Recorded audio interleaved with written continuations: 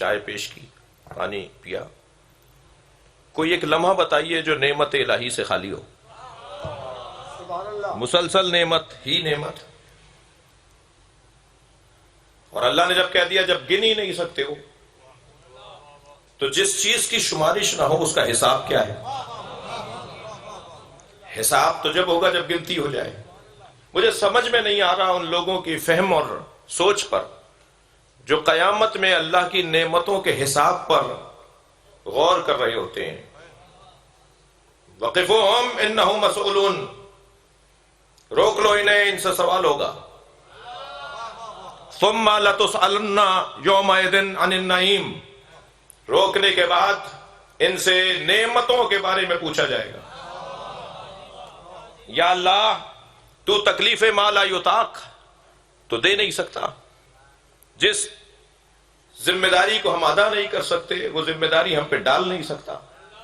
ایک جانب تو کہہ رہا ہے کہ تیری نعمتوں کو ہم شمار نہیں کر سکتے، دوسری جانب تیرا پیغام یہ ہے کہ نعمتوں کے بارے میں سوال ہونا ہے. تو جب نعمتوں کو ہم شمار نہیں کر سکتے تو پھر سوال کیسا ہے؟ عزیزان گرامی، ان قرآن فہمی کا ذوق رکھنے والے دوستوں سے کہوں گا جو سمجھنا چاہتے ہیں، بحث ان سے نہیں ہے کہ جو سمجھنا نہیں چاہتے. قیامت میں اللہ نے جس نعمت کے بارے میں سوال کرنا ہے وہ نعمتیں نہیں ہیں. نعمتیں اگر اللہ قیامت میں پوچھنے لگے تو پھر اللہ کہہ رہا ہے کہ تم شمار نہیں کر سکتے، تو ہم کیسے جواب دیں گے؟ وہ نعمتیں نہیں ہیں، وہ نعمت عظمیٰ ہے جسے حسین کہا جاتا ہے. سبحان اللہ. صلوات پڑھیں گے محمد و آل محمد. وہ تکبیر، اللہ اکبر، نعرہ رسالہ، یا رسول اللہ، نعرہ حیدری، نعرہ اسلام، لبیک یا حسین، نعرہ اسلام، لبیک یا حسین، اور دیگر بآواز بلند صلوات. اللہم صلی علی. میں اپنی تمہیدی بیان سے گزر رہا ہوں. محترم سماعت رکھنے والوں سے چاہوں گا کہ میں اپنے مضمون کی طرف ان کو لے جاؤں. یہ میرے لیے ایک سعادت مندی ہوگی. ذرا غور فرمائیں، قرآن مجید سورہ مبارک زمر کی ایک عجیب آیت ہے. آیت عجیب ہو سکتی ہے اس لیے کہ سمجھنے میں جب سہاروں کی ضرورت ہو. جی، وسیق الذین اتقوا ربهم الی الجنہ زمرا، صاحبان تقوی کو جنت میں دھکا دے کر لے جایا جا رہا ہوگا اور وہ جنت میں جانے کو تیار نہیں ہوں گے. بھائی دوزخ میں دھکا دے کر لے جانا تو سمجھ میں آتا ہے، توجہ ہے، مگر جنت میں بھی دھکا دے کر لے جایا جائے گا، یہ کیسے سمجھیں گے؟ جو مشتاقان جنت ہوں گے محشر میں وہ آواز لگا کے کہیں گے من ہم، یہ کون ہے؟ ہم تو لائن لگائے کھڑے ہیں، قطار باندھے کھڑے ہیں کہ ہمیں جنت مل جائے، اور جنہیں جنت دی جا رہی ہے وہ جنت میں جانے کو تیار نہیں ہے. فرشتے دھکے لگا لگا کے لے جا رہے ہیں. آواز آئے گی ہم حداث الحسین، یہ دنیا میں حسین حسین بولنے والے ہیں. سبحان اللہ، سبحان اللہ. قبلہ کیا آواز ہے، کیا آواز فرمایا آپ نے.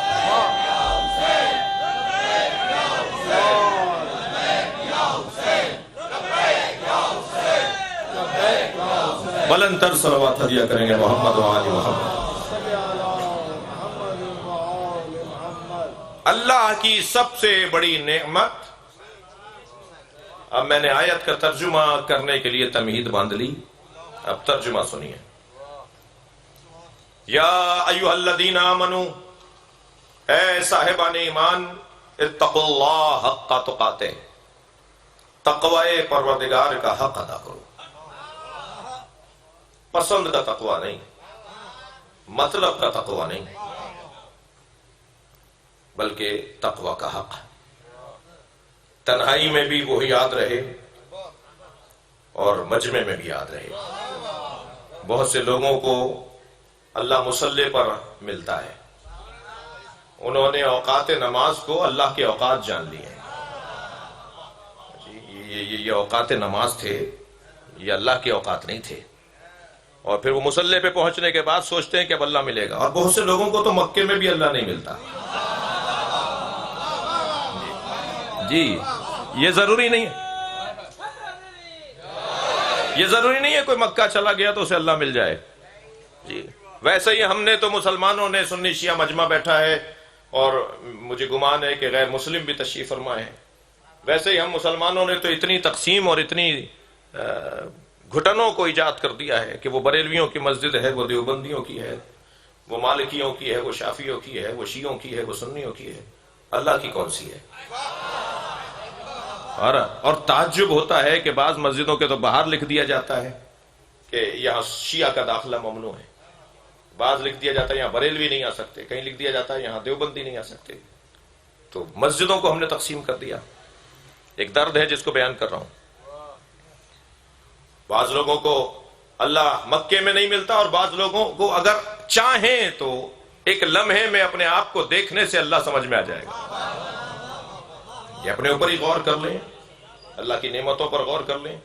لہذا ہر حال میں تقویٰ، ہر کیفیت میں، ہر جگہ اللہ کی یاد۔ اچھا تقویٰ لفظ گاڑھا ضرور ہے مگر کام گاڑھا نہیں ہے، بہت ہی آسان سادہ سیدھا سا کام ہے۔ ہم پیدائشی طور پر متقی ہیں، دقت چاہوں گا، ہم پیدائشی طور پر متقی ہیں، ہمارا بچہ ہر ایک کی گود میں نہیں جاتا، ہم ہر ایک سے کھاتے نہیں ہیں، ہم ہر ایک کے جاتے نہیں ہیں۔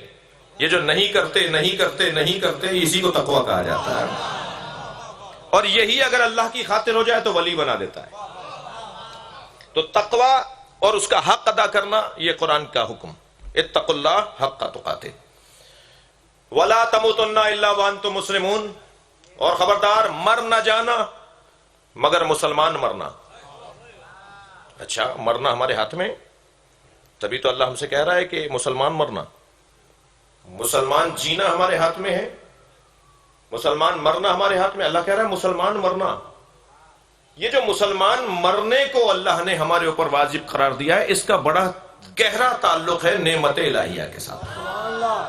ابھی آیت آگے بڑھ رہی ہے کہ جتنا تم نعمت سے جڑتے چلے جاؤ گے، یقین کرو کہ مسلمان مرو گے، اور اگر نعمت الہیہ سے دور رہے تو تم مسلمان نہیں مر پاؤ گے۔ مسلمان مرنا ہنر ہے، مسلمان جینا ہنر نہیں ہے۔ میں نے بڑے لوگ دیکھے جن کا ماضی بڑا اچھا تھا، مستقبل برباد ہو گیا۔ ماضی کا اچھا ہونا کوئی کمال نہیں ہے، ہاں ہے، مگر حال کا اور مستقبل کا اچھا ہونا کمال ہے۔ کتنے ہی اچھے ماضی کے لوگ تھے جو لعنت اللہ علیہ ہو گئے،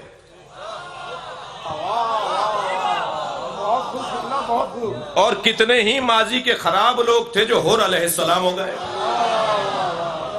تو یہ ممکن ہے کہ کسی کا ماضی اچھا نہ ہو مگر اس کا مستقبل اچھا ہو جائے، کل اس کا اچھا ہو جائے۔ میں ان بچوں اور جوانوں سے بھی یہ جملہ کہوں، ہم اس وقت محفل میں بیٹھے بھی اسی لیے ہیں کہ ہمارا کل اچھا ہو جائے۔ ہم سب کل کی تلاش میں ہیں، کوئی نہیں ہے دنیا میں جو اپنے مستقبل کو بہتر نہ چاہتا ہو کہ بہتر ہو جائے۔ ہم سب کل کی تلاش میں ہیں۔ مرنا تو مسلمان مرنا۔ اب کیسے ممکن ہے کہ ہم مسلمان مریں؟ کیا فارمولہ ہے، کیا قاعدہ ہے، رستہ کیا ہے، طریقہ کیا ہے، راہ حل کیا ہے؟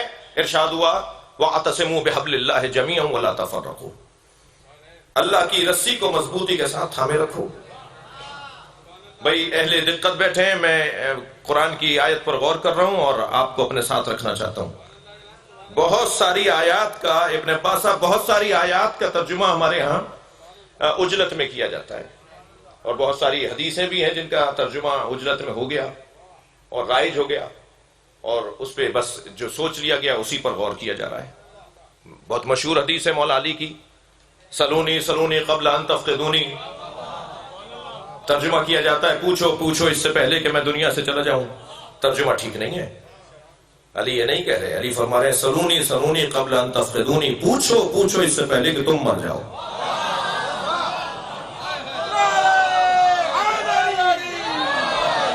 جو علی سے نہیں پوچھے گا مر جائے گا، اس کا مستقبل برباد ہے جو علی کے در سے دور ہے۔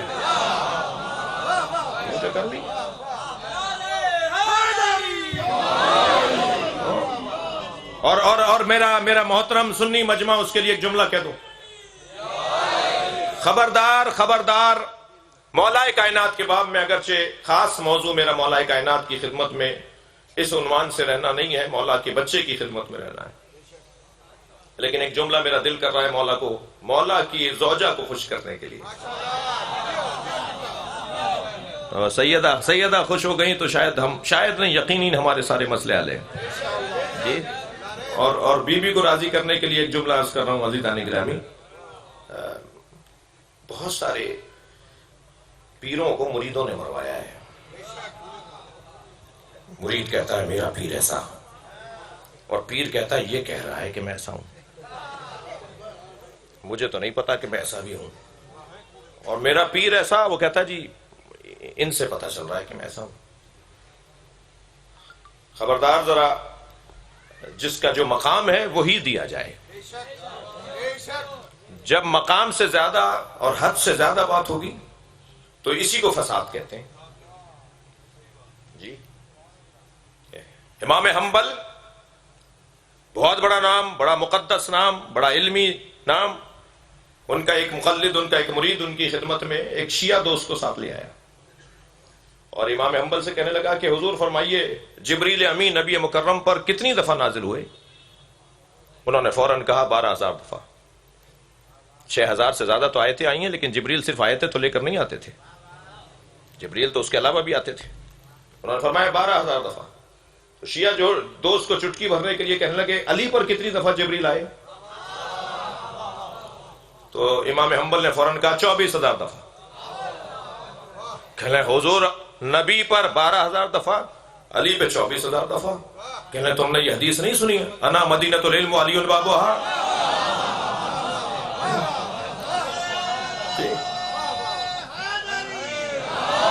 میں شہر علم ہوں، علی اس کا دروازہ ہے، اور ہر آنے والا دروازے پر 2 دفعہ حاضر ہوتا ہے، آتے ہوئے بھی صلوات پڑھ لیں علی کی ذات پر۔ اور اسی طرح امام اعظم ابو حنیفہ کا جو فرامین مولا علی اور اہل بیت کے باب میں ہیں، امام شافعی نے تو کیا کہوں کہ کیا کہہ دیا جی۔ ابھی پچھلے دنوں میرے دوست، میرے عزیز جناب یاسین قادری صاحب کراچی تشریف لائے، مجھے شرف دیا انہوں نے ملاقات کا، آپ میں سے بہت سے ان کو سنتے ہیں۔ تو میں نے ان سے کہا جی ہم شیعوں کا کوئی کمزوری اگر آپ کے پاس ہو تو مجھے بتائیے، میں اپنے مجمع میں جا کے ہاتھ جوڑوں گا کہ یہ دور کر لیں، مجھے بتا دیجئے ہم شیعوں میں کوئی عیب، کوئی خامی، کوئی برائی ہے تو بتا دیجئے، میں اپنے دوستوں کو جا کے سمجھاؤں۔ کہنے لگے فضائل اہل بیت پڑھنے کو تو کمزوری میں نہیں کہہ سکتا، اس لیے کہ شیعہ کیا فضائل علی پڑھے گا جو امام شافعی پڑھ گئے جی۔ ہاں بس ایک پیغام انہوں نے دیا کہ اپنے ذاکرین اور خطبہ سے کہیے کہ دعوت دینے والے کی زبان اچھی ہوتی ہے، دعوت دینے والا ابے تبے میں اور حرامی حلالی سے بات نہیں کرتا، دعوت دینے والے کا صلوات پڑھ لینا محمد وآلہ، اس سے بہتر اور بلند صلوات نبی کی ذات ہے۔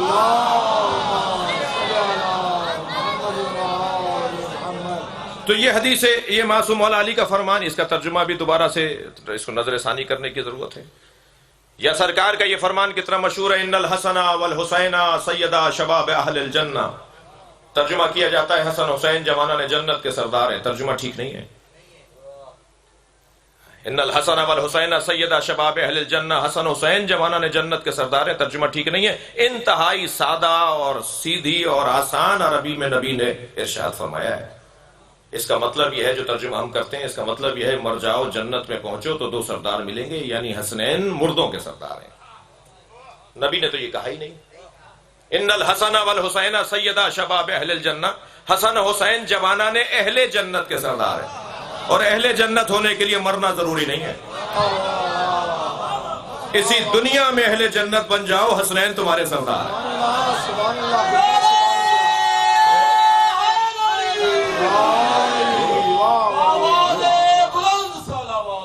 اللہم صل علی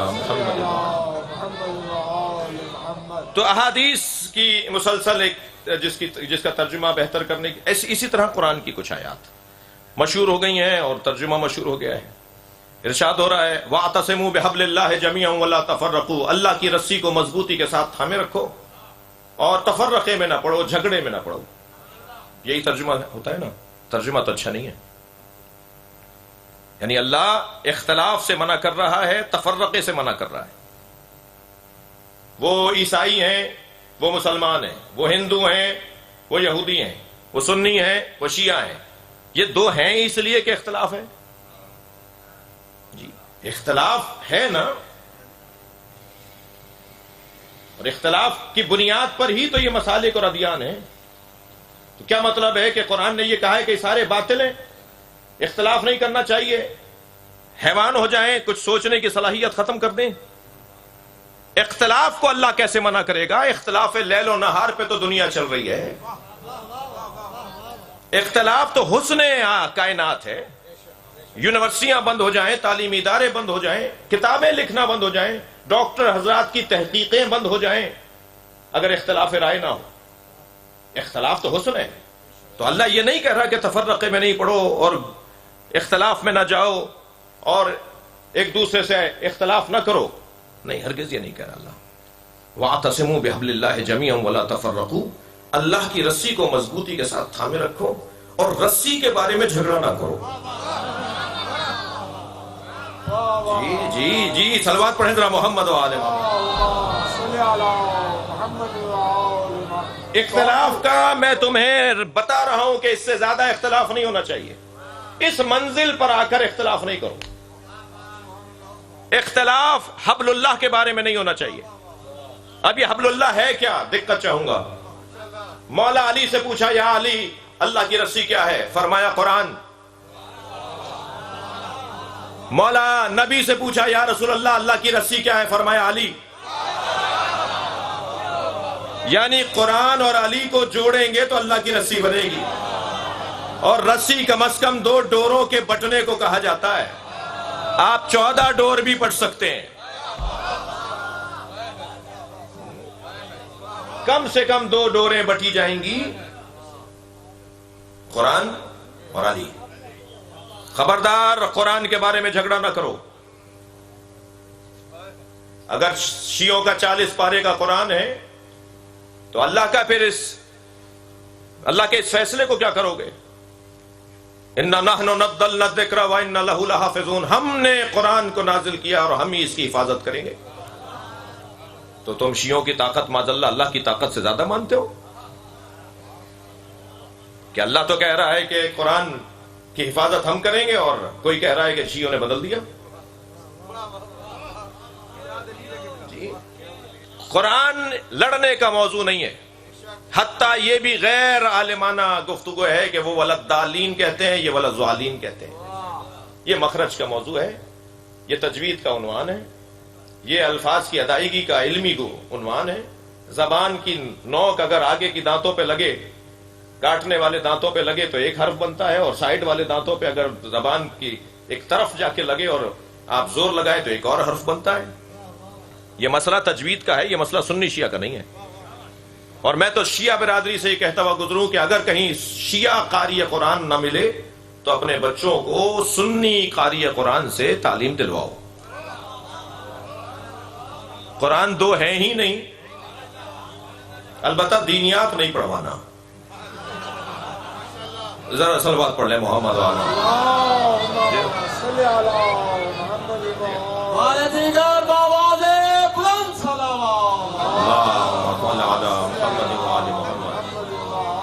بھائی. میں بہت ہی صاف اور سیدھا بات کرنے والا آدمی ہوں. یہ بات جب ہم کہتے ہیں کہ مقدسات اہل سنت کی توہین کرنا حرام ہے تو فوراً ہم یہ بھی کہتے ہیں کہ فدق ہم پڑھیں گے،